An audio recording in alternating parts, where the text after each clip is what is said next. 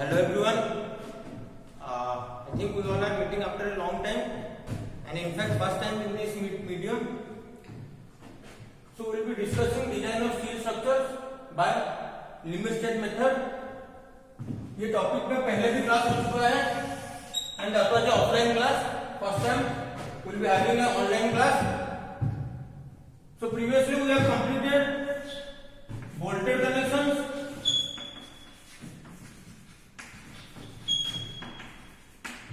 welded connections,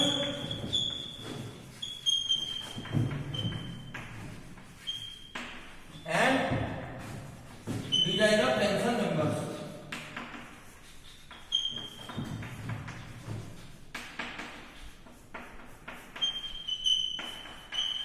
ये तीन topic हमारा पहले कवर हो चुका है. अभी हम डायरेक्टली नेक्स्ट टॉपिक को जाएंगे, that is design of compression members.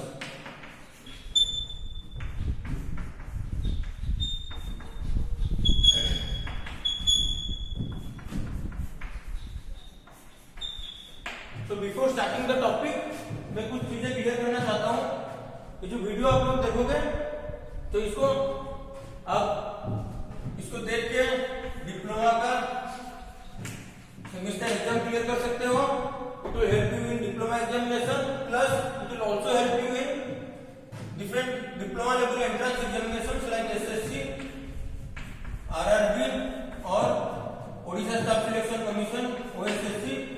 तो कोई भी एग्जाम हो डिप्लोमा लेवल के, ये पर्टिकुलर टॉपिक के जो मैं पढ़ा रहा हूं, तो आप ये नोट पढ़ के और ये वीडियो देख के उस एग्जाम को क्लियर कर सकते हो.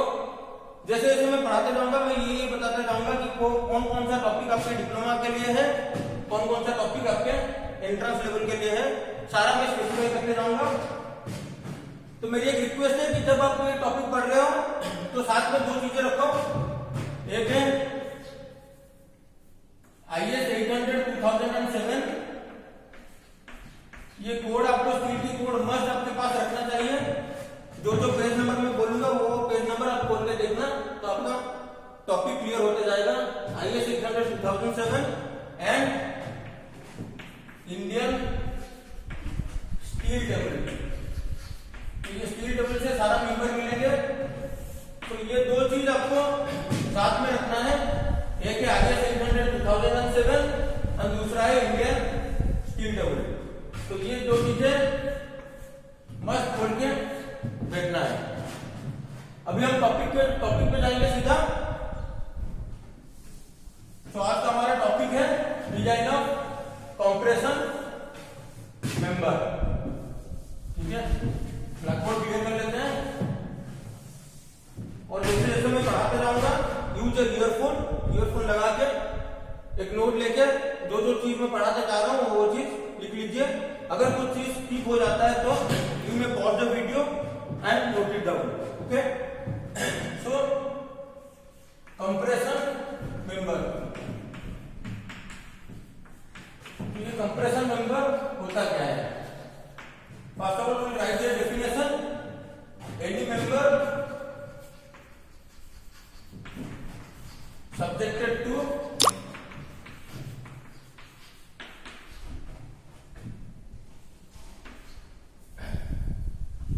compressive load at its cross section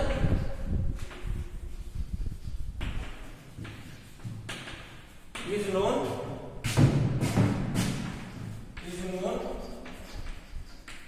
as a compression member.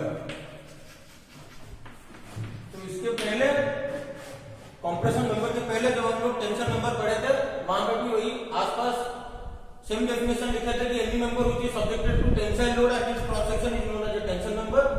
Similarly any member which is subjected to compressive load at its cross section is known as a compression member. अब हम देखेंगे ये होता क्या है. अगर कोई भी मेंबर हो, मान लीजिए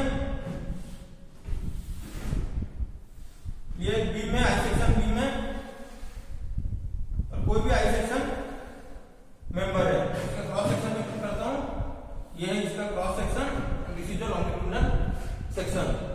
अगर इस सेक्शन पे मैं कंप्रेसिव लोड डाल रहा हूं तो this will be called as a compression member. अगर इसमें मैं दोनों तरफ से टेंसाइल लोड दे रहा हूं मान लो, तो this will be called as a tension member. तो अगर कोई भी चीज को आप खींचो दोनों तरफ से तो ये हो गया टेंशन मेंबर। अगर दोनों तरफ से आप लोग कंप्रेस कर रहे हो इसे तो ये आपका आ गया कंप्रेशन मेंबर। तो क्लियर हो गया कंप्रेशन मेंबर क्या है ना, कोई भी मेंबर जिसके ऊपर कंप्रेसिव लोड आ रहा है एट इट्स क्रॉस सेक्शन, किसी भी मेंबर को अगर हम लोग कंप्रेस कर रहे हैं और कंप्रेशन लोड आ रहा है तो that will be called as an compression member. अब देखेंगे उसका कुछ एग्जांपल देखेंगे।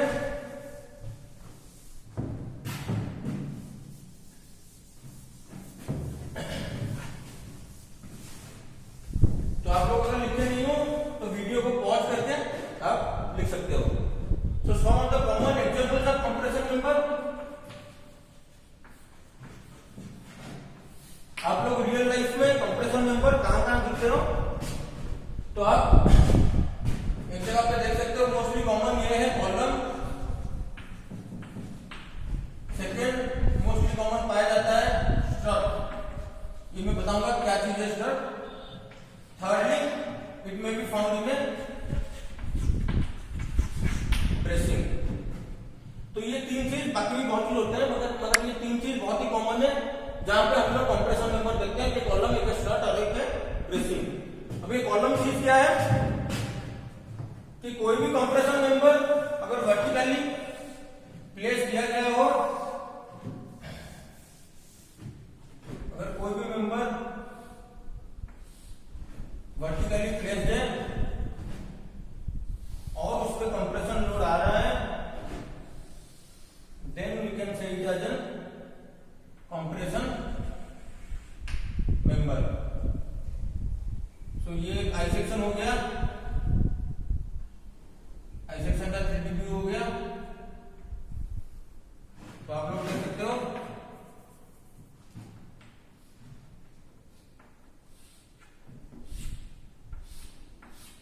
ये हो गया इसका फाउंडेशन। तो कोई भी मेंबर अगर ये वर्टिकली प्लेस्ड है और इस पे कंप्रेसिव लोड आ रहा है, any load suppose P, then it will be called as an column. तो कॉलम होगा क्या ना, कोई भी मेंबर वर्टिकल है तो उसको हम बोलेंगे column. Any vertical compression member is known as an column. अगर आप चारों तरफ अपना देखोगे तो आपको हर तरफ जिस रूम में बैठे हुए हो चारों कोने में चारों कॉलम मिल जाएंगे, वो आरसीसी के होंगे, ये स्टील के हैं। तो कॉलम हो गया। सेकंड देखेंगे हम लोग स्ट्रट। ये चाहूंगा आप ले लो, ये डायग्राम नोट कर लो फ्यूचर रेफरेंस के लिए। देखेंगे स्ट्रट एक कंप्रेशन मेंबर है व्हिच मे और may not be vertical. Mostly पाया जाता है किसमें, ट्रस में। मान लीजिए ये एक सिंपल कीम पोस्ट ट्रस है, नॉर्मल ट्रस है, सबसे सिंपलेस्ट ट्रस है और मैं इसके ऊपर लोड डाल रहा हूं, एनी लोड सपोज P। ये कॉलम होगा क्या, सो इट विल बेंड। इसकी डिफॉर्मेशन कैसे होगी, मान लीजिए लगभग कुछ इस तरह से डिफॉर्मेशन होगी। तो ये मेंबर और ये मेंबर को आप बोल सकते हो स्ट्रट, और कंप्रेशन मेंबर इसे बोल सकते हो टाई और टेंशन मेंबर। आपको याद होगा जब हम लोग स्ट्रक्चरल एनालिसिस में पढ़ रहे थे तो हम लोग ट्रस एनालिसिस किए थे, उसमें कुछ मेंबर पे कंप्रेसिव लोड आता है, कुछ मेंबर पे टेंशन लोड आता है। तो उसी का ही एप्लीकेशन है। अगर किस पे कंप्रेसिव लोड आ रहा है then you will call it as strut, अगर किस पे टेंशन लोड आ रहा है then you will call it as tie. So tie हो गया टेंशन मेंबर, स्ट्रट हो गया कंप्रेशन मेंबर।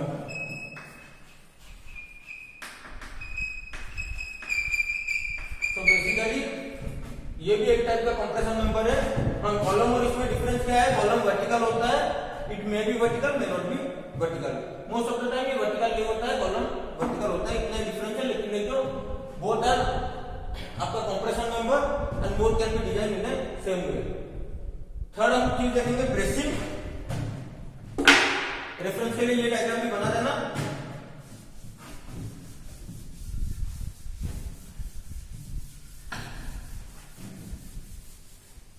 तो ये ब्रेसिंग होता क्या है, देखो मैं सिंपल एलिवेशन कर रहा हूं बिल्डिंग का, एक ही साइड का एलिवेशन कर रहा हूं। अगर 3D पे देखोगे तो ये हो गया उसका 3D। सपोज यहाँ एक कॉलम है, यहाँ एक कॉलम है, यहाँ एक कॉलम है, ये तरफ का छोड़ देते हैं। आपका लिखना है, देखो एक ही लाइन देखो कि एक लाइन में 3 कॉलम है।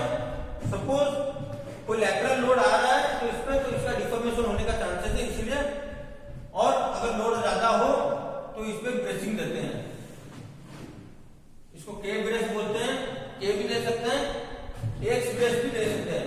ऐसे नहीं है कि के ही देना है, ऐसे के शेप में दे सकते हो या ये शेप में भी दे सकते हो, लेकिन कहीं भी दो, दोनों एक साथ मत दो, ऐसे और ऐसे मत करना। अगर ये देना ये देना, अगर ये देना है ये देना। तो ये मेंबर मान लो ये दोनों एंगल सेक्शन है, इसमें प्लेट कनेक्टेड है,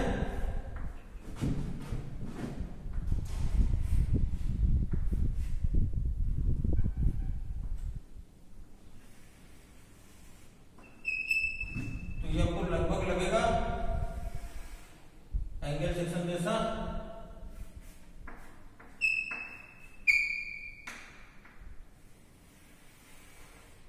तो अगर आप इस ब्रेसिंग को एनालिसिस करो तो इट मे बी, ये नहीं बोल रहा हूं कि इसमें कंप्रेशन मेंबर ही आएगा, it may be A compression member, may be A tension member. इसको हम ऐसे देख के नहीं बता सकते, जब लोड को एनालिसिस करेंगे तब पता चलेगा कि ये कंप्रेशन मेंबर है या टेंशन मेंबर है। तो बेसिकली कुछ एग्जांपल भी हम लोग शेयर कर लिए कि क्या क्या होता है, common examples of compression member, column, slot और ब्रेसिंग। अब नेक्स्ट देखेंगे क्या क्या मेंबर हम लोग आज कंप्रेशन मेंबर यूज कर सकते हैं, ठीक है। तो ये डायग्राम भी कर लेना।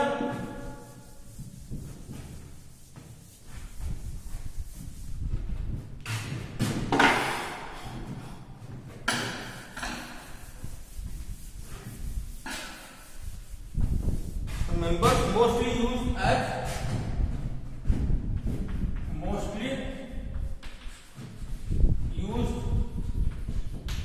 members as mostly used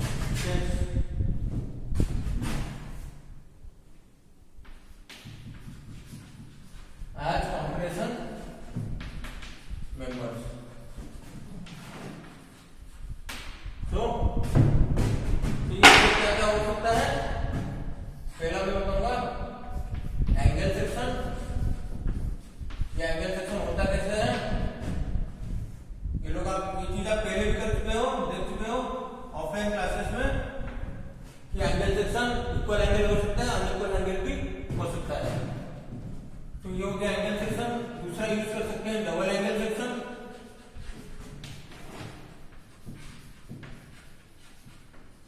double angle section ये होगा, ब्रैकेट में लिख देना बैक टू बैक।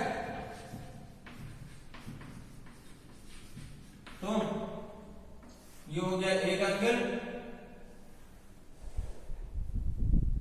ये हो गया दूसरा एंगल। तो आप कैसे सिंगल एंगल यूज कर सकते हो, डबल एंगल यूज कर सकते हो, या सबसे अगर लोड ज्यादा हो तो you can use I section और चैनल सेक्शन। ये सारी चीज भी आप जानते हो। आई सेक्शन कुछ ऐसे होता है, जब भी आप आई सेक्शन करते हो तो फ्लेम्स को थोड़ा बड़ा करना और वेव को छोटा, क्योंकि वैसे ही होता है। अगर आप फेल टेबल देखोगे तो फ्लेंज हर वक्त मोटा होता है और वेव पतला। तो ये हो गया आई सेक्शन। अगर हम चैनल सेक्शन देखेंगे तो ये हो गया, इसका भी सेम रहेगा, फ्लेंज थोड़ा मोटा रहेगा, वेव थोड़ा पतला रहेगा। This is an example of I section and this is example of channel section. बाकी और क्या क्या मेंबर यूज कर सकते हैं? स्क्वायर हॉलो,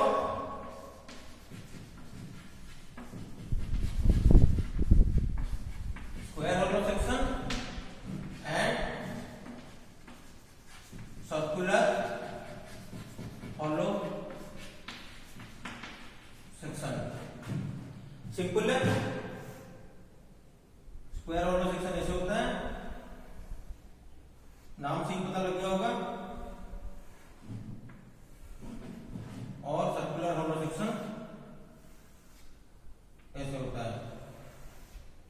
बाकी अगर आप चाहो तो, अगर जैसे स्क्वायर हॉलो सेक्शन अवेलेबल नहीं है, ये अगर मार्केट में नहीं मिल रहा है, then you can join 2 channel section, 2 channel join करके भी आप लोग बना सकते हो।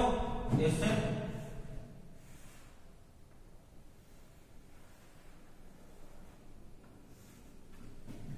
या 2 एंगल सेक्शन मिला के भी आप लोग बना सकते हो।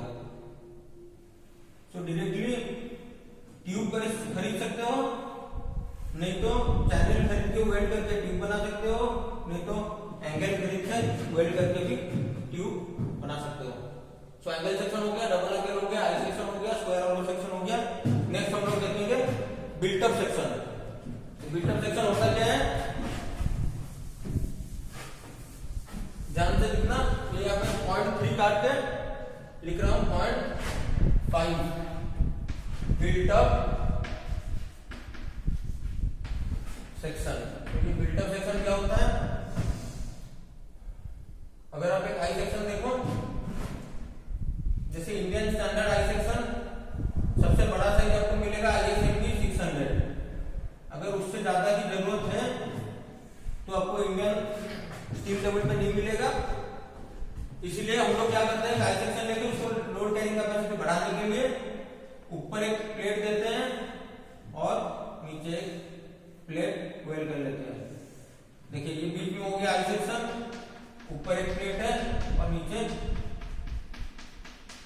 दूसरा प्लेट है, दोनों प्लेट ऊपर नीचे आ गया, बीच में I section. This is a type of built up section. और आप सिंपली 3 प्लेट लेके वेल्ड करके भी आई सेक्शन बना सकते हो आपके रिक्वायरमेंट के हिसाब से। कितने का कितने चाहिए वेव का, फ्लेंज का, सारे के रिक्वायरमेंट के हिसाब से आप अपने आप अपना एक सेक्शन बना सकते हो। देखिए ये और ये भी लगभग बिल्ट अप सेक्शन में आ जाएगा। स्क्वायर हॉलो भी बोल सकते हो, example of built up section भी बोल सकते हो। तो ये सारे आ जाएंगे बिल्ट अप सेक्शन में। इसको आपको वेल्ड करना पड़ेगा यहाँ पे। तो ये सारे हो गए कुछ common shapes which are used in compression member: angle, double angle, built up section, square holo section, channel section and I section.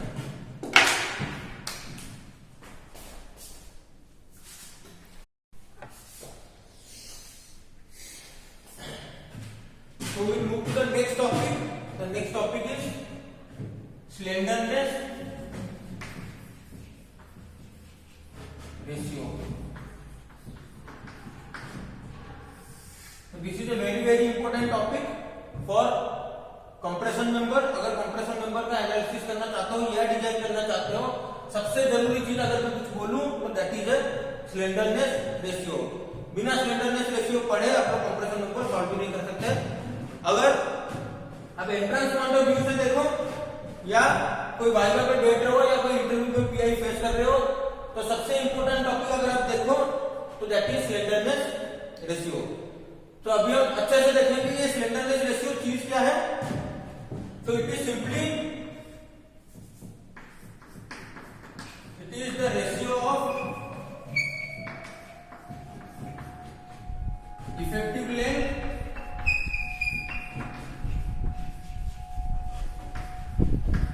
to that of radius of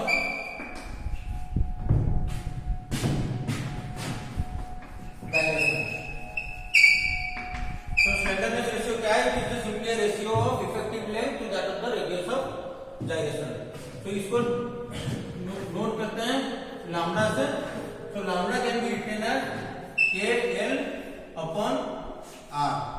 तो ये KL क्या है? KL is nothing but the effective length, so we can write the effective length. इसको अच्छे से discuss करेंगे बाद में। Effective length which is equal to KL and R क्या है? R is nothing but radius of direction. So slenderness ratio क्या हो गया? It is simply the ratio between effective length and radius of direction. अब अच्छे से देखेंगे कि KL होता क्या है और R होता क्या है। First let us discuss radius of direction, फिर हम लोग देखेंगे इफेक्टिव लेंथ क्या है। तो ये नोट कर लीजिए।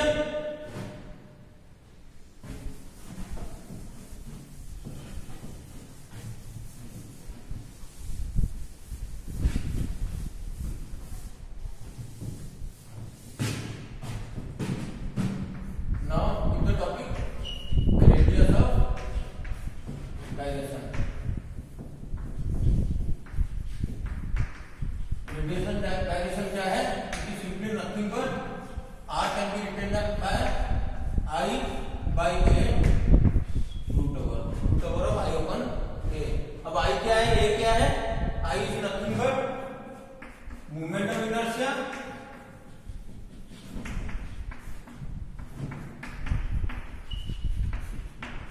And A is nothing but area. अगर आप लोग याद करोगे तो हम लोग थर्ड सेम में सेंट्रल मेटेरियल में पढ़े थे मूवमेंट ऑफ इनर्शिया। तो ये मूवमेंट ऑफ इनर्शिया क्या था? मूवमेंट ऑफ इनर्शिया मैंने बताया था कि it is nothing but area into R का स्क्वायर और area into radius of direction का स्क्वायर।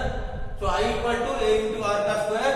अगर आप इसका नोट फॉलो करोगे तो कोई भी चीज अगर कोई एक्सिस है R डिस्टेंस पे है और उसका एरिया A है तो उसका मोमेंट ऑफ इनर्शिया क्या ले सकते हैं? A into R square. So moment of inertia is nothing but area into radius of direction का square. So radius of direction can be written as I upon A root over. So radius of direction हम लोग लिख सकते हैं I upon A का root over. तो कोई अगर आपको पूछे what do mean by radius of direction, कुछ इसका किताबी डेफिनेशन बताना जरूरी नहीं है। सिंपली एक चीज बता देना कि I होता है मोमेंट ऑफ इनर्शिया, A होता है area. So I by A का रूट ओवर हो गया आपका रेडियस ऑफ डायरेक्शन। तो पूछा होगा समझ जाएगा। तो नेक्स्ट देखते हैं कुछ एग्जांपल देखेंगे कि रेडियस ऑफ डायरेक्शन मैथमेटिकली तो ये होता है I upon A, लेकिन फिजिकली आप इसको कैसे कैसे यूज कर सकते हो ये चीज हम लोग देखेंगे। तो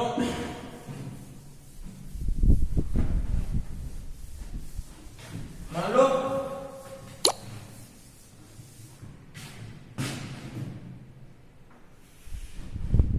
ये कॉलम है, रेक्टेंगुलर कॉलम है, स्टील में समझना इसे RCC कॉलम है या स्टील सॉलिड कॉलम है। मान लो अब इसका क्रॉस सेक्शन भी मैं अलग से जूम कर रहा हूं। ये है उसका क्रॉस सेक्शन, ये कोई नई चीज नहीं है। ये कॉलम का क्रॉस सेक्शन जो है ये वही है। अब आपको कोई बोला ये है B एंड ये है D। अब आपको कोई पूछेगा कि आप बताओ इसका रेडियस ऑफ डायरेक्शन क्या है। आप सिंपली बता सकते हो कि इसका एरिया क्या है। Area is nothing but B into D। B into D हो गया एरिया। अब सेकेंड टास्क क्या है हमारे लिए? To find its moment of inertia. अगर हम इसका मोमेंट ऑफ इनर्शिया निकाल देते हैं तो रेडियस ऑफ डायरेक्शन हमें मिल सकता है। अब देखिए इसका मोमेंट ऑफ इनर्शिया निकालने के लिए दो चीजें चाहिए। एक तो अगर कोई पूछे कि इसका मोमेंट ऑफ इनर्शिया क्या है तो देखिए पहला सवाल आपको भी एक क्रॉस क्वेश्चन पूछना होगा कि कौन से एक्सिस पे। मान लीजिए रेक्टेंगल है, रेक्टेंगल के नॉर्मली दो एक्सिस पे पूछा जाता है। ऐसे तो इसका इनफाइनाइट नंबर ऑफ एक्सिस होगा, पर अगर आप देखेंगे तो इसको जेड एक्सिस बोलते हैं और which is the strongest axis, and इसको वाई एक्सिस बोलते हैं। तो अगर एक रेक्टेंगल उसके बेंड कर रहा है और जेड एक्सिस पे बेंड कर रहा है तो उसका मोमेंट ऑफ इनर्शिया अलग होगा, अगर वाई एक्सिस पे बेंड हो रहा है तो उसका मोमेंट ऑफ इनर्शिया अलग होगा। अब देखते हैं अगर जेड एक्सिस पे एक मेंबर बेंड हो रहा है और ये रेक्टेंगल बेंड हो रहा है तो आई can right moment of inertia I Z Z is nothing but b into d square sorry bd cube upon 12। अगर ये y एक्सिस पे बेंड कर रहा है तो i y y is nothing but d b cube by 12 d b cube upon 12। तो आपको इस पे दो मोमेंट ऑफ इनर्शिया मिलेंगे i z z and i y y। तो देखिए अगर दो मोमेंट ऑफ इनर्शिया मिल गया हमको पता है कि radius of direction is nothing but moment of inertia upon area root over of moment of inertia upon area. अगर इस पर मोमेंट ऑफ इनर्शिया दो मिल रहे हैं तो रेडियस ऑफ डायरेक्शन भी हमको दो ही मिलेंगे। So I can write R Y Y is equal to I Y Y by A root over and R Z Z can be written as I Z Z upon A root over. So R Y Y और R Z Z हमको दो अलग अलग मिले। तो देखिए अगर आप कोई प्रॉब्लम सॉल्व कर रहे हो तो दोनों मोमेंट ऑफ इनर्शिया मिल गया आपको Y Y and R Z Z. अब चीज ये है कि आप कंसीडर किसे करोगे। अगर नॉर्मल क्वेश्चन में आपको कोई पूछ रहा है कि मोमेंट ऑफ इनर्शिया क्या है तो आर वाई वाई और आर जेड जेड आप दोनों बता सकते हो।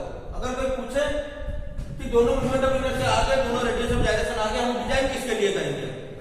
अब डिजाइन किसके लिए करोगे ना जो मोमेंट ऑफ जो रेडियस ऑफ डायरेक्शन कम होगा। सो नोट कर लीजिए always design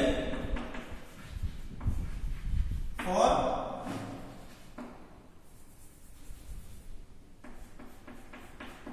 minimum radius of direction, मतलब जो radius of direction R Y Y R Z Z बीच में जो छोटा है हम उसको लेके डिजाइन करेंगे। So always design for minimum radius of direction and maximum slenderness ratio. क्यों कि स्लेंडरनेस रेशियो हम लोग ने देखा कुछ नहीं है KL अपन R है। अगर दो चीज का KL सेम है तो R के ऊपर डिपेंड करेगा, जिसका R छोटा है उसका लैम्बडा ज्यादा आएगा। अगर आपका रेडियस ऑफ डायरेक्शन कम आ रहा है तो आपका लैम्बडा ज्यादा आएगा। So if you are designing for the minimum radius of direction then go for the maximum slenderness ratio. तो देखिए होता क्या है एक्चुअली कि जो मिनिमम रेडियस ऑफ डायरेक्शन है हम अब आप पूछ सकते हो कि सर हम लोग मिनिमम क्यों है। एक चीज देख लेते हैं कि दोनों में से मिनिमम कौन सा है, आर वाई वाई और आर जेड जेड। अगर आप दोनों देखो तो d बड़ा है b छोटा है। So b into D cube upon 12 और d into B cube upon 12। इन दोनों में से बड़ा कौन सा आएगा, this will be a larger value and this will be a smaller value. तो जैसे आर जेड जेड आपका लार्जर वैल्यू हो गया तो सॉरी आई जेड जेड आपका लार्जर वैल्यू हो गया तो आर जेड जेड बड़ा आएगा। So this will be relatively more and this will be less. तो आर वाई वाई आपका कम आएगा और आर जेड जेड ज्यादा आएगा। पर तो जो आपका कम आएगा उसी को लेकर हमको आगे डिजाइन करना है। ठीक से पूरा पेज देख लीजिए, अगर कोई नोट नहीं की हो तो कोई चीज नोट कर लीजिए। ओके अभी हम लोग देखेंगे, ये देखिए अगर नॉर्मल मेंबर होगा रेक्टेंगुलर क्रॉस सेक्शन है तो हम लोग ये चीज कर सकते हैं कि दोनों मूवमेंट ऑफ इनर्शिया देख लिए, फिर दोनों का रेडियस ऑफ डायरेक्शन देख लिए, रेडियस ऑफ डायरेक्शन देखने तो लैम्बडा निकाल दिए, उसमें से जो छोटा है रेडियस ऑफ डायरेक्शन उसको लेके डिजाइन कर लिए। लेकिन अगर आपको कोई अलग सेक्शन दिया हुआ हो, जैसे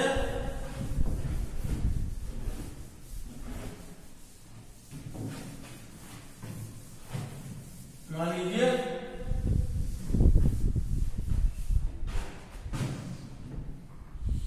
आपको आई सेक्शन दिया हुआ है, किसने पूछा कि ये हो गया आपका ISMB 600, आप बताओ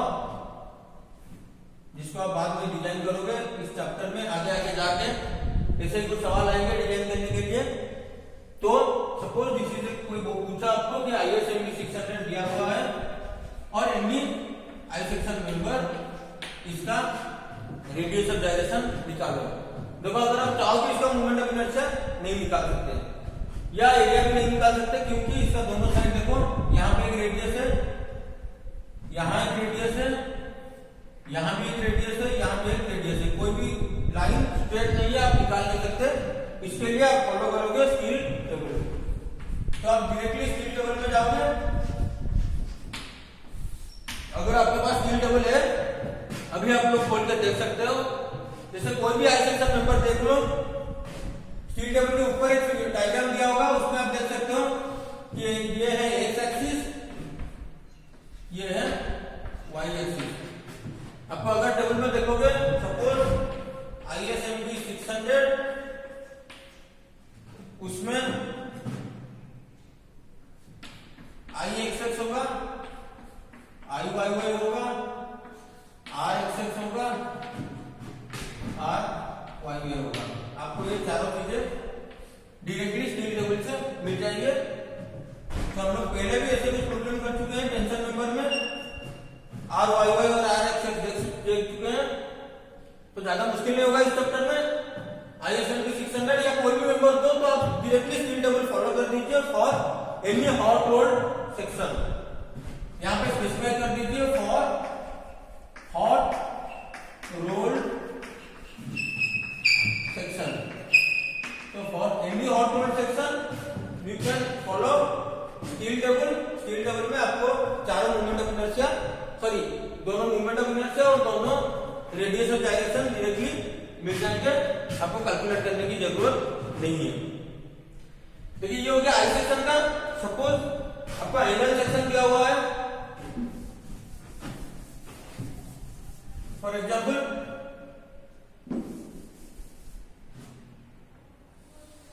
मान लीजिए कि एंगल सेक्शन मिला हुआ है, कोई भी इक्वल एंगल, ये सबसे सिंपलेस्ट एंगल मैं बना रहा हूं, इसको बोल सकते हो ISA, एक नाम दे देते हैं ISA 2023। ये सबसे छोटा वाला आपको मिल जाएगा स्टील टेबल में।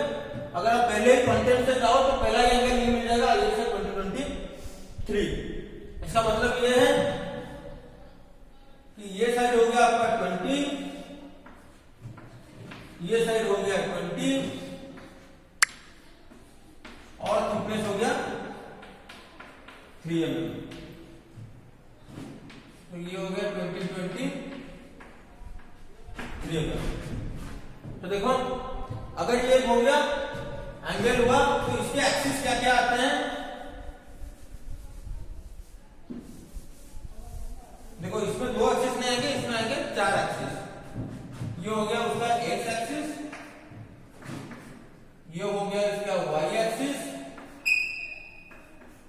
ये हो गया यू एक्सिस, ये हो गया वी एक्सिस। सारे एक ही पॉइंट पे जाएंगे, तो देख के बनाना।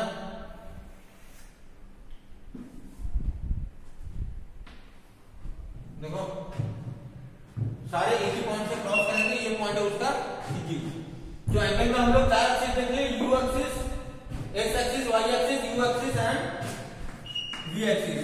अगर ये डायग्राम आपको अब देख सकते हो कहां पे, स्टील टेबल में सबसे टॉप लेफ्ट पोर्शन में जाओ, स्टील टेबल का जो पेज है उसमें टॉप लेफ्ट पोर्शन में जाओ, ये डायग्राम आपको देखने में मिल जाएगा। तो ये डायग्राम देखने के बाद अब डायरेक्टली टेबल फॉलो करना। टेबल में ISA 2023 लिखा होगा,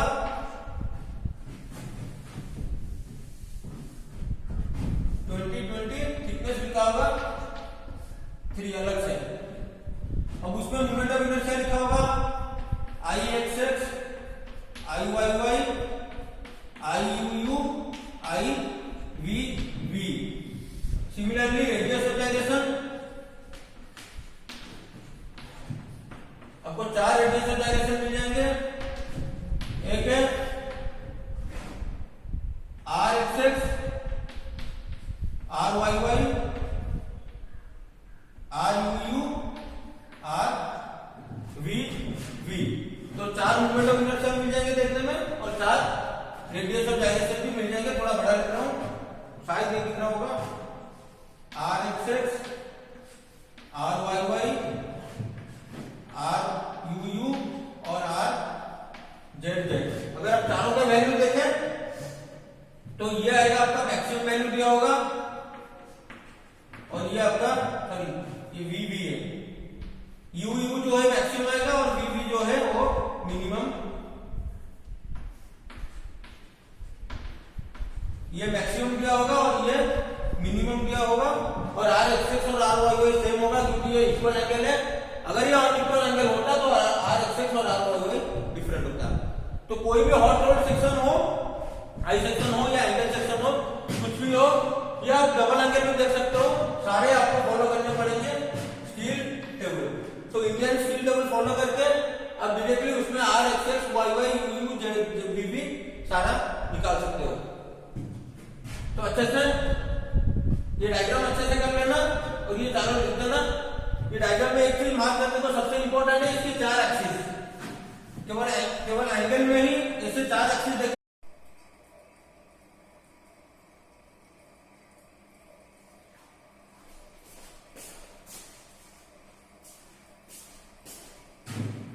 So now we'll go to the next topic, effective length.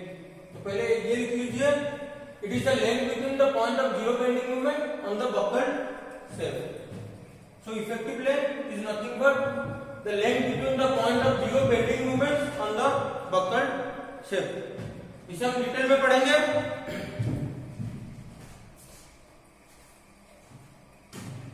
ये पोर्शन अभी छोड़ दीजिए, बाद में पढ़ेंगे। So first I will discuss this effective length.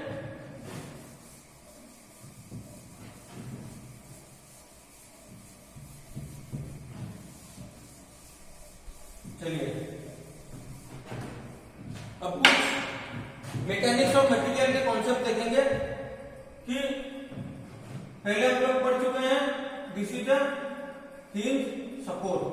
Suppose a beam is attached to the hinge support, एक सिंपल हिंज सपोर्ट है, उसके ऊपर एक बीम कनेक्टेड है। अब अगर आपको कोई पूछे कि इसमें रिएक्शंस कितने हैं तो हम बता सकते हैं कि ये है vertical reaction R V and this is horizontal reaction R H. So hinge support is having two reactions, one is a vertical reaction, another one is a horizontal reaction. अभी अगर आप सोचो रिएक्शन होता क्या है, ये मैंने पहले ही बताया है क्लास में कि रिएक्शन होता क्या है। Reaction is nothing but it is the resistance to displacement. इसका मतलब यह है कि अगर कोई चीज जैसे कि हिंज सपोर्ट में दो रिएक्शन है, एक है हॉरिजॉन्टल एक है वर्टिकल, दैट मींस ना ये हिंज सपोर्ट वर्टिकली मूव कर सकता है ना ये सपोर्ट हॉरिजॉन्टली मूव कर सकता है। इसका मतलब यह है कि अगर हम हिंज सपोर्ट को ऊपर नीचे करना चाहे या एक्सिस के हिसाब से देखें, suppose this is Y axis, this is X axis. अगर इसको वाई एक्सिस में मूव करना चाहे, ऊपर और नीचे करना चाहे तो हम कर नहीं सकते। क्यों? क्योंकि यहां पे रिएक्शन लगा हुआ है आर वी और आर वाई। तो ये रिएक्शन प्रिवेंट किसको करेगा? ना इसका डिस्प्लेसमेंट को प्रिवेंट करेगा। तो ये हिंज सपोर्ट जो है ना ही ऊपर जा सकता है ना ही नीचे जा सकता है। अब आप देखो दूसरा रिएक्शन क्या है, आर एच। अगर हॉरिजॉन्टली एक रिएक्शन लगा हुआ है, इसका मतलब ये है कि ना ये सपोर्ट हॉरिजॉन्टली आगे जा सकता है ना ये सपोर्ट पीछे जा सकता है। मतलब ये हॉरिजॉन्टली भी स्टैंड है, मूव नहीं कर सकता, वर्टिकली भी मूव नहीं कर सकता। तो हिंज सपोर्ट में दो रिएक्शन हमारे हो गए। मैं ये क्यों पढ़ा रहा हूं ये बताऊंगा, ध्यान से सुनना। सिमिलरली अगर हम फिक्स सपोर्ट देखें तो फिक्स सपोर्ट में कितने रिएक्शन होते हैं? तीन रिएक्शन। एक है हॉरिजॉन्टल, दूसरा है वर्टिकल, तीसरा है movement support. So I can write R Y, R X and M Z. तो ये तीन रिएक्शन आ गए, आर एक्स, आर वाई और एम जेड। इसका मतलब क्या है? अगर आप एक फिक्स सपोर्ट देखें तो अगर मैं चाहूं इसको ना हॉरिजॉन्टली मूव कर सकता हूं, ना इसको वर्टिकली मूव कर सकता हूं, ना ये बीम यहां से मैं बेंड कर सकता हूं। अगर मैं यहां पे लोड डालूं तो ये बीम ऐसे डिफ्लेक्ट करेगा, यहां पे डिफ्लेक्शन नहीं होगा। क्यों नहीं होगा?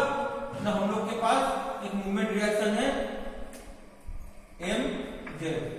तो ये जो मूवमेंट रिएक्शन है mz, this movement will prevent the rotation. अगर ये बीम इस पॉइंट से रोटेट होना चाहे तो ये मूवमेंट उसको रोकेगा और ये रोटेशन होगा ही नहीं। तो फिक्स सपोर्ट अगर होगा, फिक्स सपोर्ट के ऊपर एक बीम होगा, तो this is an example of cantilever beam. तो वहां पे तीन रिएक्शन होंगे, RX, RY और MZ। RY क्या करेगा? वर्टिकल मूवमेंट रिस्ट्रेन करेगा। RX क्या करेगा? हॉरिजॉन्टल मूवमेंट रिस्ट्रेन करेगा। MZ क्या करेगा? इसकी रोटेशन को रिस्ट्रेन करेगा। तो अगर हम देखें वही जो पिछला वाला एग्जांपल था, हिंज सपोर्ट, अगर हम हिंज पे देखें इस पे दो ही रिएक्शन है, वर्टिकल एंड हॉरिजॉन्टल। इसमें मूवमेंट रिएक्शन है ही नहीं। तो अगर हम यहाँ पे एक लोड डालते हैं तो ये बीम यहीं से ही डिफ्लेक्ट कर जाएगा। इसका मतलब ये है कि इसका मूवमेंट रिएक्शन नहीं है, तो डिफ्लेक्शन इसी पॉइंट से हो जाएगा। लेकिन अगर फिक्स सपोर्ट है तो यहाँ पे डिफ्लेक्शन होगा ही नहीं। ये पोर्शन कुछ छोड़ के हमारा डिफ्लेक्शन डायग्राम ऐसे आएगा। तो ये सारा ध्यान में रखना, इसको ध्यान में रख के ही हम लोग जा सकते हैं इफेक्टिव लेंथ पे। ये क्यों जरूरी है तो ये धीरे धीरे बताऊंगा, पहले ये अच्छे से समझ जाना। अब हम नेक्स्ट देखेंगे, दो वर्ड का मतलब समझेंगे। एक होता है ट्रांसलेशन, एक होता है रोटेशन। देखिए वहां पे टेबल पे लिखा हुआ है एक translation, second one is rotation.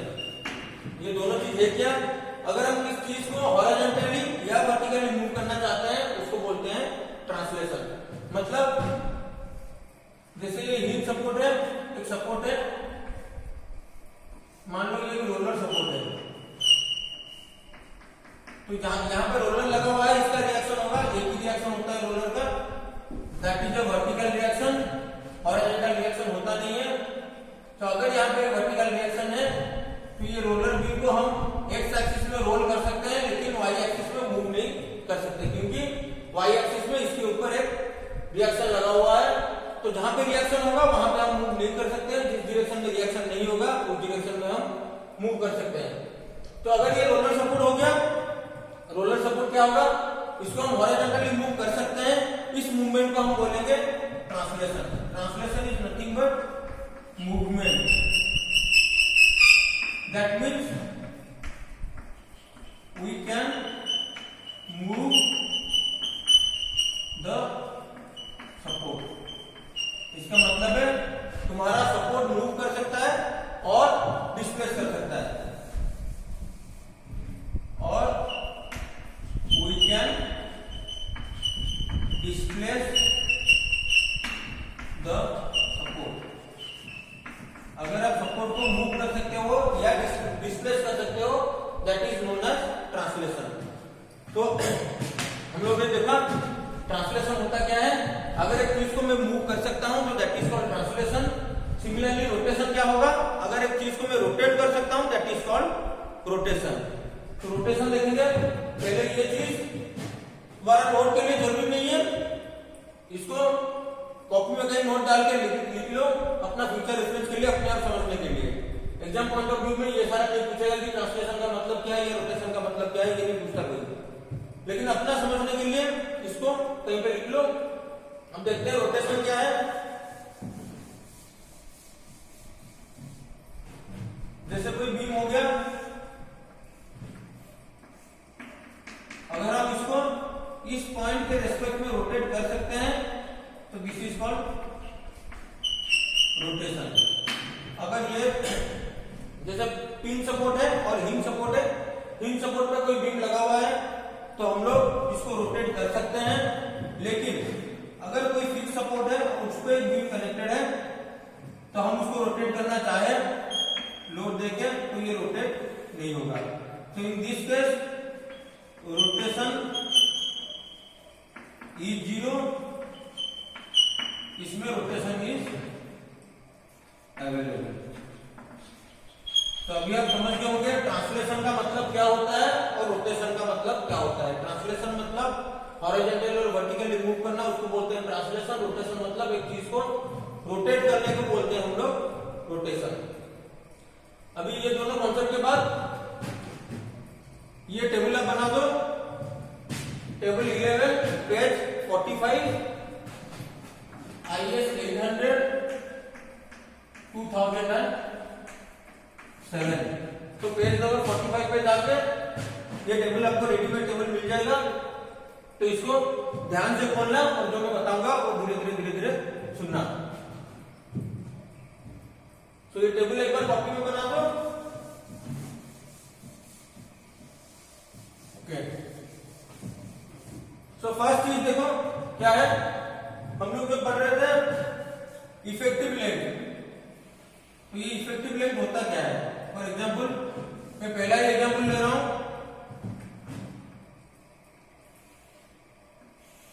एक सपोर्ट है, suppose this is a column. इस कॉलम का एक एंड पे फिक्स सपोर्ट है, दूसरे एंड पे फ्री सपोर्ट है। अगर इसके ऊपर में कोई लोड डाल रहा हूं तो इसका डिफ्लेक्शन कैसे होगा?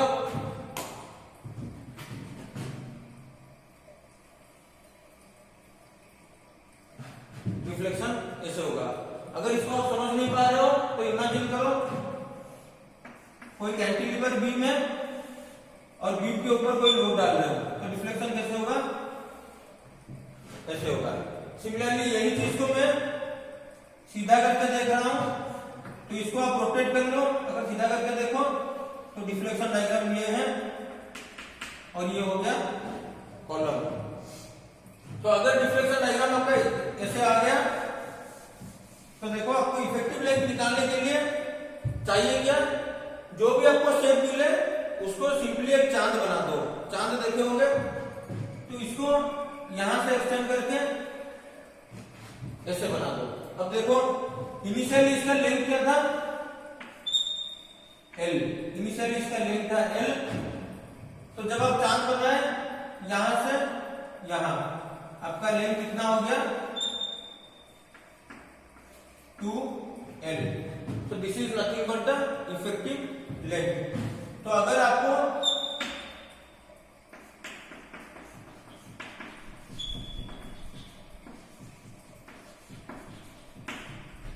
किसी क्वेश्चन में दिया हुआ है कि एक एंड फिक्स है और दूसरा एंड फ्री है, तो आप इफेक्टिव लेंथ लिख सकते हो 2L। तो जो भी इसका लेंथ होगा कॉलम का, तो आपका आप उसको डबल लोगे। तो यहाँ पे अगर लेंथ है L, I will take it 2L। तो इफेक्टिव लेंथ हो गया। हम लोग पहले भी देखे थे इफेक्टिव लेंथ का मतलब है K into L। This K is a factor, this factor is 2 here. तो अगर आप टेबल पे देखो तो इफेक्टिव लेंथ क्या हो गया? IS 456 के हिसाब से अगर एक एंड फिक्स है और दूसरा एंड फ्री है, इफेक्टिव लेंथ इज 2L। अब हम देखेंगे कि ये जो लिखा हुआ है इसका मतलब क्या है। Boundary condition, one and other and. पहला एंड में ट्रांसलेशन रोटेशन, सेकेंड एंड में ट्रांसलेशन रोटेशन। ये क्यों जानना जरूरी है? जब आप क्वेश्चन सॉल्व करोगे तो सारे क्वेश्चन में ऐसे नहीं लिख दिए होंगे कि डायग्राम दे दिए और पूछ ले कि इफेक्टिव लेंथ क्या है, ऐसे कोई नहीं देगा। या ऐसे भी नहीं बोलेंगे कि वन एंड फिक्स और दूसरा एंड इज फ्री, ये भी कोई नहीं बोलेगा। क्वेश्चन में लिखा होगा solve A column which is having one and is restraint against translation and rotation and other and is free against translation and rotation. तो इस लाइन पे आपको समझना होगा कि आपको कैसे प्रॉब्लम सॉल्व करना है। ये देखो, इस आर का मतलब है रिस्ट्रेंट, कोड में लिखा होगा, इसका मतलब है फ्री। Restraint free. तो देख लो जैसे one and other and. One and मतलब है ये है पहला एंड, वन एंड ये है सेकेंड एंड और अदर एंड। अब देखो ये हो गया मेरा कॉलम, इसका पहला एंड मतलब ये वाला एंड, नीचे वाला एंड। अब देखो पहले एंड में ट्रांसलेशन है रिस्ट्रेंट। ट्रांसलेशन अगर रिस्ट्रेंट है तो ये सपोर्ट, यहाँ पे जो भी सपोर्ट है ये ना हॉरिजॉन्टली मूव कर सकता है ना वर्टिकली मूव कर सकता है। तो ये जो सपोर्ट है ये हॉरिजॉन्टली भी रिस्ट्रेंड है, वर्टिकली भी रिस्ट्रेंड है। तो अब आप इसको दे सकते हो, ऐसे सपोर्ट दे सकते हो, या हॉरिजॉन्टली रिस्ट्रेंड है, वर्टिकली भी रिस्ट्रेंड है क्योंकि ट्रांसलेशन कंप्लीटली रिस्ट्रेंड लिखा हुआ है। अब सेकेंड पॉइंट देखो, रोटेशन इज ऑल्सो रिस्ट्रेंड।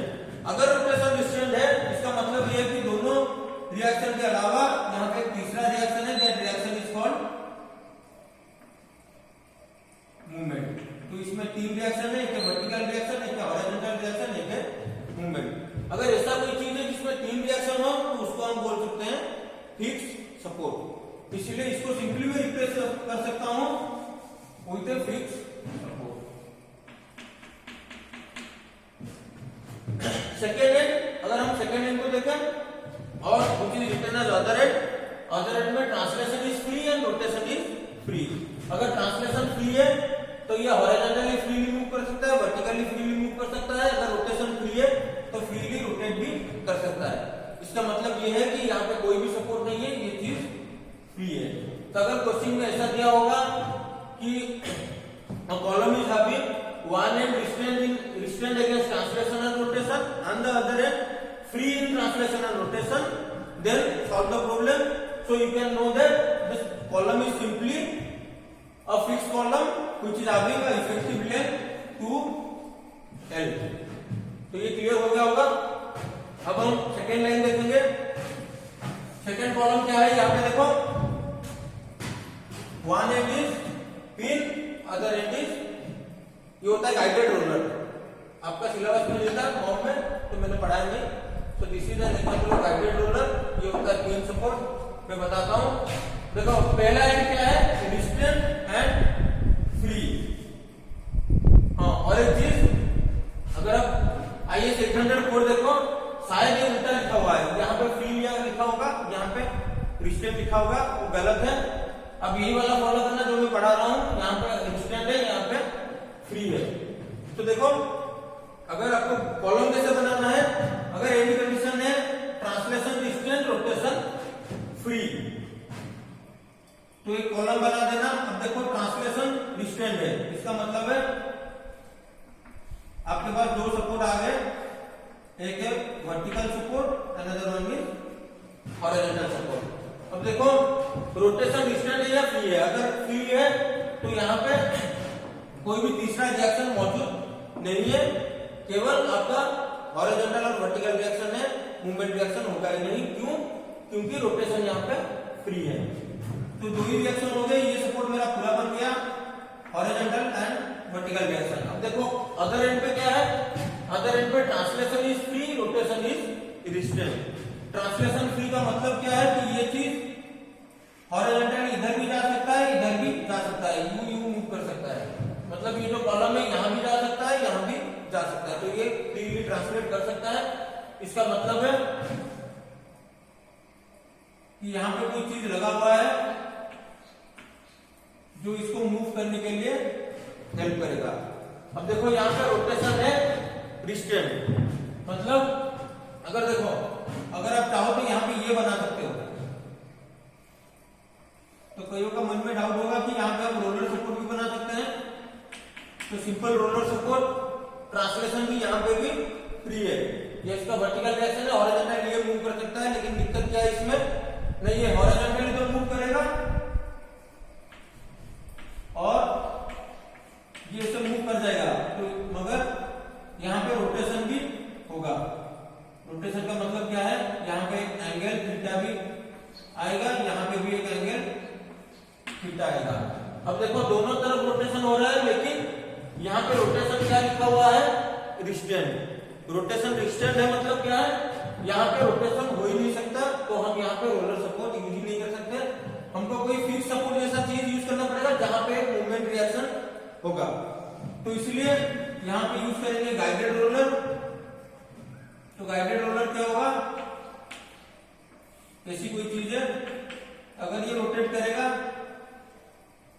तो देखो ये ट्रांसलेट तो जरूर करेगा, लेकिन रोटेशन होगा ही नहीं। तो ये कुछ ऐसे ट्रांसलेट करेगा, एक्स एक्सिस पर मूव करेगा, लेकिन यहाँ पे कोई भी एंगल नहीं बनेगा, ये लाइन स्ट्रेट रहेगा। So this is a guided roller. अगर इसका इफेक्टिव लेंथ निकालोगे तो कैसे निकालोगे? देखो यहाँ पे एक मूवमेंट 0, तो आप इसको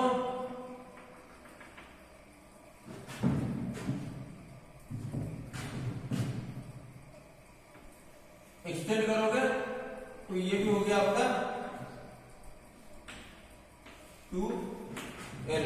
तो इसको चांद बनाना है तो चांद बना के देखें तो ये भी आपका आ गया 2L। तो पहला 2 आ गया इफेक्टिव लेंथ 2L और 2L। अगर आप डिप्लोमा के सिलेबस के हिसाब से देखो, आपके एससीडीपीटी के एग्जाम के हिसाब से, तो ये चीज कोई जरूरी नहीं है, ये चीज आप ओमिट कर सकते हो, ये आपके डिप्लोमा के एग्जाम में नहीं आएगा। लेकिन this one is very very important. ये चीज आपका अक्सर आते रहते हैं लेकिन ये नहीं आएंगे। अब तीसरा चीज देखेंगे। तीसरा क्या है?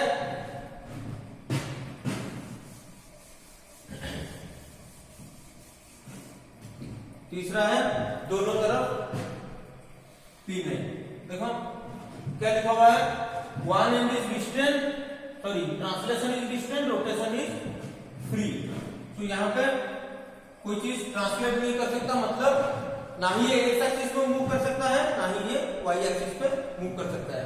So one and is distant against translation, so I can give 2 reactions, this is one reaction and this is another reaction. तो यहाँ पे 2 रिएक्शन आएंगे।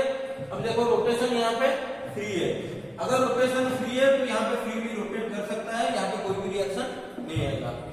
अब देखो अदर एंड क्या लिखा हुआ है, अदर एंड लिखा हुआ है translation is distant, rotation is free. तो यहाँ पे भी सेम केस है, ट्रांसलेशन डिस्टेंट है। अगर ट्रांसलेशन डिस्टेंट है तो आई एम हैविंग 2 रिएक्शंस,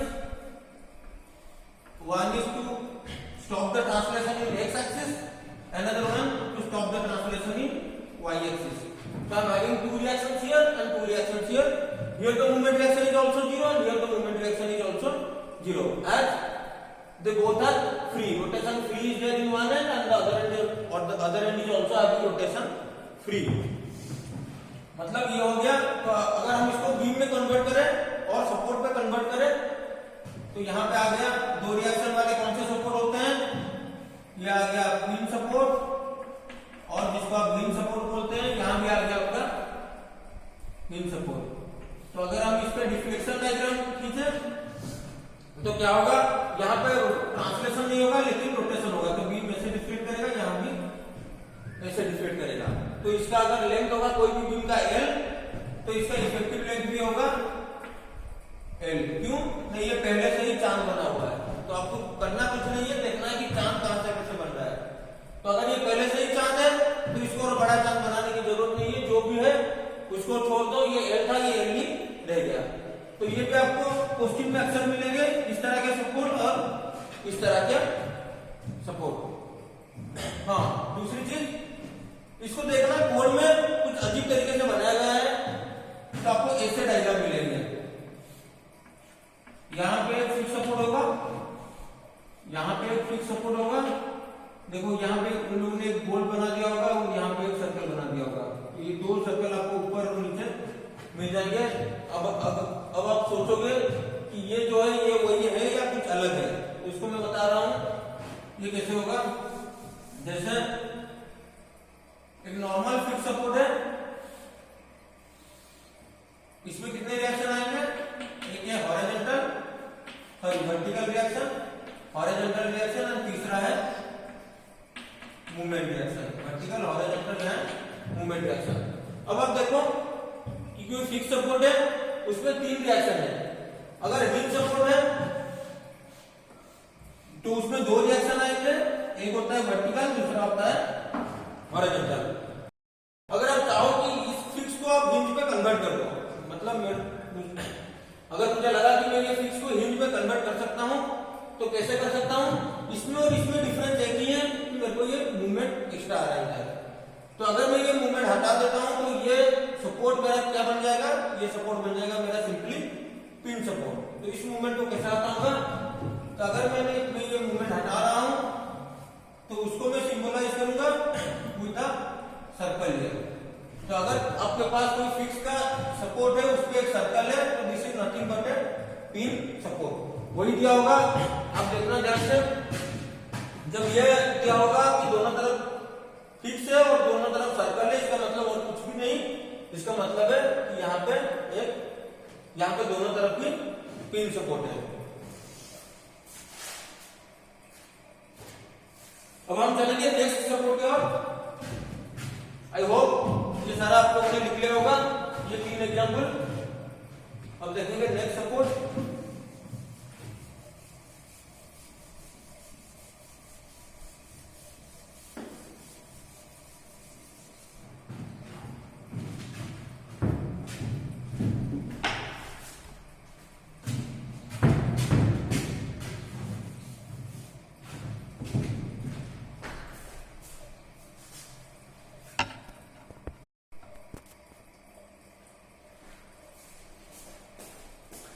देखिए वेटलाइन देखेंगे IS 800 पे सपोर्ट, ध्यान से देखना, 1 and the first and translation है रिस्ट्रेंट, रोटेशन भी है रिस्ट्रेंट।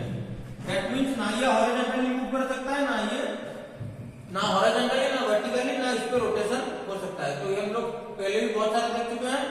तो दिस इज सिंपली है fix support, the restraint in translation and rotation.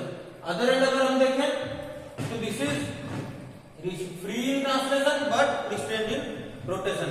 ये भी जो है हम लोग सेकंड एग्जांपल देख चुके हैं कि अदर एंड क्या होता है, जो ट्रांसलेशन में फ्री हो और रोटेशन में रिस्ट्रेंट हो। तो अगर ये ट्रांसलेशन में फ्री हो और रोटेशन में रिस्ट्रेंट हो तो हम लोग इसको बोलेंगे गाइडेड रोलर। ये होता है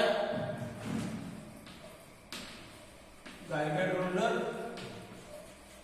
तो ये गाइडेड रोलर आपको रिफ्लेक्टेड शेप कैसा जाएगा, तो ये कुछ आसपास ऐसे होंगे, ना यहाँ रोटेशन हो सकता है ना यहाँ रोटेशन हो सकता है।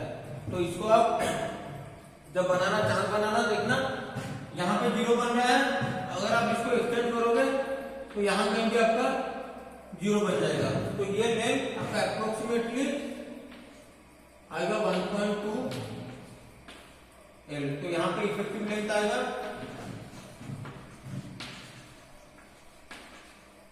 1.2 L।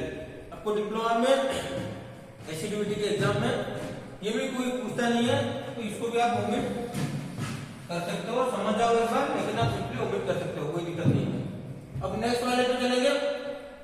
इसमें translation restraint, rotation restraint 1 and पे, दूसरा एंड पे translation is restraint, rotation is free. इसको हम देखेंगे, ये इंपॉर्टेंट है आपका। देखिए पहला एंड पे क्या हुआ, translation is restraint and rotation is also restraint. तो वो ये हमारा वही सपोर्ट हो गया, फिक्स सपोर्ट, जहां पे ट्रांसलेशन भी रिस्ट्रेंट है, रोटेशन भी रिस्ट्रेंट है, ना ये हॉरिजॉन्टली मूव कर सकता है, ना वर्टिकली मूव कर सकता है, ना यहाँ से रोटेट हो सकता है। देखिए एक एंड तो हो गया, दूसरा एंड क्या है, the other and translation is restraint and rotation is free. तो यहाँ पे रोटेट कर सकता है लेकिन ट्रांसलेट हो ही नहीं सकता। अब देखिए अगर ट्रांसलेशन नहीं हो सकता मतलब वर्टिकल रिएक्शन नहीं है और हॉरिजॉन्टल रिएक्शन है, दोनों रिएक्शन आएंगे तो ट्रांसलेशन हो ही नहीं सकता 100 y एक्सिस पे। तो देखिए यहाँ पे ट्रांसलेशन बंद हो गया, लेकिन यहाँ पे रोटेशन अलाउड है। अगर रोटेशन अलाउड है तो यहाँ पे कोई भी मूवमेंट रिएक्शन नहीं है, सिंपली यहाँ पे दोनों ही, एक हॉरिजॉन्टल और एक वर्टिकल रिएक्शन, दोनों सिंपली 2 ही रिएक्शन है, तीसरा रिएक्शन है ही नहीं। तो हम सिंपली यहाँ पे बना सकते हैं एक पिन सपोर्ट। तो यहाँ पे ट्रांसलेशन बंद है लेकिन यहाँ से बीम रोटेट कर सकता है। तो डिफ्लेक्टेड शेप कैसे निकलेगा कि यहाँ से बीम रोटेट कर सकता है उल्टा एंगल थीटा, लेकिन यहाँ से रोटेट नहीं कर सकता, तो यहाँ पे एंगल होगा 0। So this will be an example of fixed at one end and pinned or hinged at other end. अब इसका इफेक्टिव लेंथ कैसे देखो, ये पहले से ही चांद बना हुआ है, इसको और चांद बनाने की जरूरत नहीं है। तो ये अगर कंप्लीट लेंथ होगा L, तो ये L से कुछ कम आएगा, तो इसको हम लोग लेंगे 0.8 L। IS 800 के हिसाब से ये आ जाएगा आपका 0.8 L। तो आपको ये याद रखना पड़ेगा, दिस इज इंपॉर्टेंट, कि अगर एक एंड फिक्स होगा दूसरा एंड यूज होगा, आपको लेना पड़ेगा 0.8 L। अब लास्ट केस देखेंगे। लास्ट केस में देखिए दोनों रिस्ट्रेंट है, ट्रांसलेशन रिस्ट्रेंट, रोटेशन रिस्ट्रेंट एक एंड पे, दूसरे एंड पे भी क्या है, ट्रांसलेशन रिस्ट्रेंट है और रोटेशन भी रिस्ट्रेंट है। तो सिंपल है ये, तो हम दोनों ही एंड पे फिक्स सपोर्ट बना देंगे। इस बीम का डिफ्लेक्शन कैसे होगा, यहां पे रोटेशन हो ही नहीं सकता, या यहां पे भी रोटेशन हो ही नहीं सकता। तो बीच में जब रोटेशन होगा, आप इसको चांद को देखना पड़ेगा कहां से कहां बन रहा है, तो बीच में ही चांद बन रहा है इसके अंदर। तो ये आ गया आपका 0.65 L। मतलब मेरे को देखना है कि ऐसा शेप मेरा कहां बन रहा है। ये जो शेप जहां बनेगा यहां पे 0 होगा और यहां पे 0 होगा, मेरे को चांद जैसा दिखेगा, तो मैं इसको बोल सकता हूं ये हो गया इफेक्टिव लेंथ। अगर कंप्लीट लेंथ है L तो ये हो गया मेरा 0.6 L। तो ये टॉपिक कवर हो गया होगा, क्लियर हो गया होगा। अब हम देखेंगे कि IS 800 के हिसाब से, IS 800 2007 के हिसाब से कोड कितना हमको स्लेंडरनेस रेशियो परमिट कर रहा है। मतलब ये है कि जैसे हम लोग देखे थे पिछले टॉपिक पे कि lambda which is known as slenderness ratio, this lambda is nothing but KL upon R।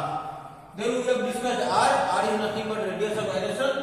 Radius of gyration क्या है इसको हम डिटेल में पढ़े थे। फॉर हॉट रोल्ड सेक्शन और normal section, for normal section हमें I by A करना पड़ेगा, for hot rolled section we have to refer steel W. और KL क्या हो गया, KL हो गया इफेक्टिव लेंथ। इफेक्टिव लेंथ क्या होता है and how to calculate effective length as per the support condition and how to calculate it by seeing different diagrammatic representation. ये सारा हम लोगों ने कवर कर लिया। अब कोई भी क्वेश्चन आए तो हम लैम्ब्डा सिंपली निकाल सकते हैं। लैम्ब्डा निकालने के बाद हम लोग देखेंगे कि IS 800 कोड कितना लैम्ब्डा परमिट करेगा और स्लेंडरनेस रेशियो कहां तक परमिट करेगा एक कंप्रेशन मेंबर के लिए।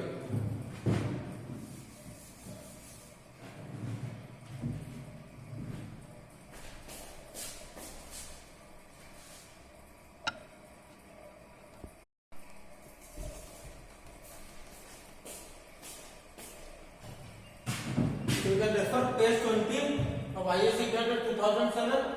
You will find this table which has specified the maximum permissible value of slenderness ratio. The maximum permissible value of slenderness ratio. Here I am written serial number 1, 3 and 4 because we have already discussed 2, 5 and 6 in tensor member. So serial number 2, 5 and 6 was covered in tension member. The maximum permissible effective length for tension members. And now we will see point number 1, 3 and 4. These 3 points are for compression member. So first point is member carrying compressive load resulting from dead load and live load. If a compression member is only subjected to dead load and live load, you can simply take the maximum effective slenderness ratio as 180. That means the lambda which is equal to KL by R, so KL upon R का value आपका 180 से अगर कम आया then it is safe, अगर 180 से ज्यादा आ रहा है then you have to redesign, it is not safe.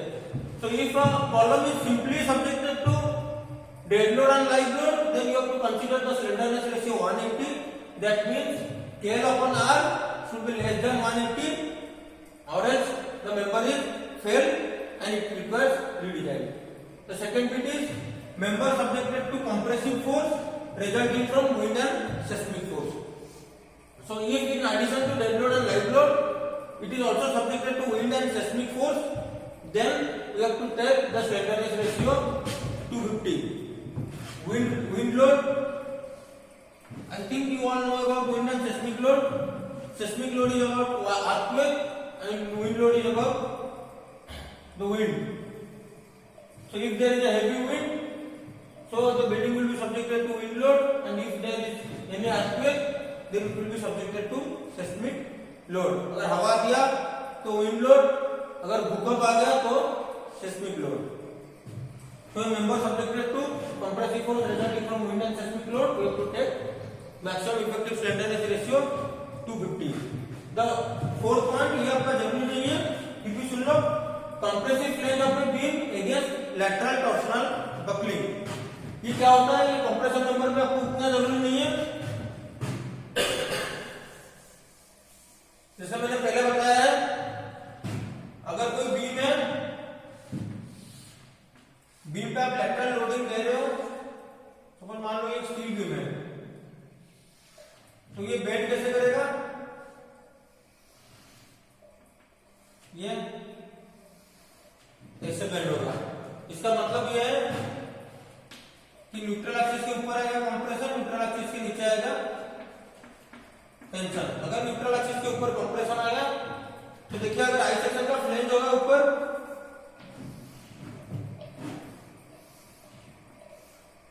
तो ये जो ऊपर का फ्लेंज है इसको हम बोलेंगे कंप्रेशन फ्लेंज। तो ये जो कंप्रेशन फ्लेंज है इसके ऊपर कंप्रेसिव लोडिंग आएगा, तो इसका चांसेस कुछ ये है कि ये बकल कर जाए और ट्विस्ट कर जाए। अगर ये जो कंप्रेसिव फ्लेंज है इसके ऊपर ट्विस्टिंग का कोई इफेक्ट आता है, then we can consider this as a lateral torsional buckling. इसका मतलब ये है कि लैटरल मूवमेंट भी हो रहा है, लैटरली भी मूव हो रहा है, ये मतलब ऐसे भी बेंड हो रहा है और ये अपने आप में बकल भी हो रहा है और ट्विस्ट भी हो रहा है। तो उस केस में हम लोग बोलेंगे lateral torsional buckling compressive flange of a beam. इसका मतलब ये नहीं कि बीम कंप्रेसिव मेंबर है, बीम एक नॉर्मल बीम पे अगर हम ट्रांसफर डायरेक्शन में लोड दे रहे हैं तो इसका बेंडिंग ऐसे ही होगा, जैसे आप देख रहे हो लैटरल डायरेक्शन में बेंडिंग होगा। जब लैटरल डायरेक्शन में बेंडिंग होगा तो उस पे आएगा न्यूट्रल एक्सिस के ऊपर कंप्रेसिव लोडिंग, न्यूट्रल एक्सिस के ऊपर टेंसाइल लोडिंग।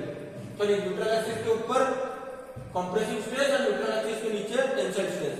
अगर कंप्रेसिव स्ट्रेस आ गया तो ये जो पोर्शन है बीम का, इतना पोर्शन बीम का as an compression member act करेगा। तो ये जो मेंबर पे क्या होगा, कंप्रेसिव लोड लग रहा है, इसलिए इसका चांसेस है कि ये ट्विस्ट कर जाए अपने आप में या ऐसे मुड़ जाए। तो ये हो गया compressive flange of beam against lateral torsional buckling. ये जरूरी नहीं है फिर भी समझ लेना। इसके वैल्यू मैक्सिमम है 300, नॉर्मल अगर डेड लोड और लाइट लोड आया तो 180, अगर विंड और सेस्मिक लोड भी एडवांस आया देन वी कंसीडर 250।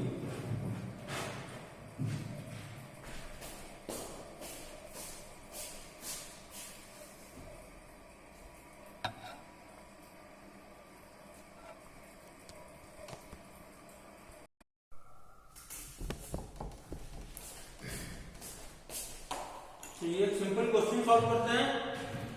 ये क्वेश्चन बस आपका अंडरस्टैंडिंग के लिए है, अगर कॉम्पिटिटिव वगैरह में पूछेंगे तो पूछ सकते हैं, लेकिन डिप्लोमा में ऐसे क्वेश्चन नहीं पूछेंगे। फिर भी हम करेंगे तो एक बार हमारा क्लियर हो जाएगा स्लेंडरनेस रेशियो। तो structural steel at the radiation direction 20 mm, find the unbraced length up to which the member can be used as a compression member. The structural steel is subjected to wind and seismic load. पहले देखेंगे ये हमको पूछा हुआ है अनब्रेस्ड length.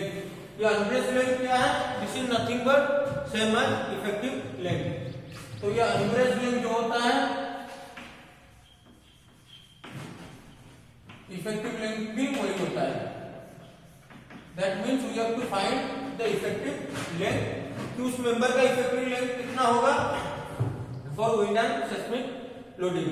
अब देखेंगे अगर टेबल 3 जो हम पिछले वाला टेबल पेज नंबर 20 के डिस्कस किया, उसके हिसाब से लाना परमिसिबल और permissible slenderness ratio as per the building subjected to wind and seismic load.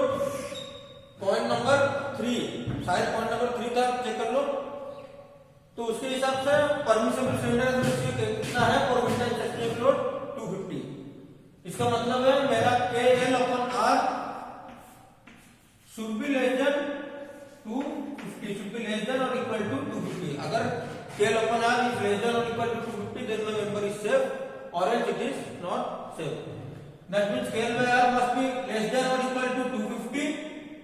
So KL must be less than or equal to 250 into R. R कितना है क्वेश्चन के हिसाब से 20 mm,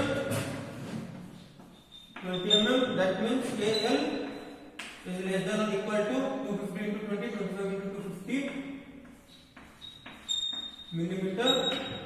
So KL is less than or equal to 5 metre. इसका मतलब यह है कि मेरा 5 मीटर का अगर मैं कॉलम लूं with a radius of gyration 20 mm, then it will be safe for wind and seismic load. तो ये आपका कंप्लीट हो गया. नेक्स्ट टॉपिक हम लोग डिस्कस करेंगे about buckling class and the load carrying capacity of a column. Thank you.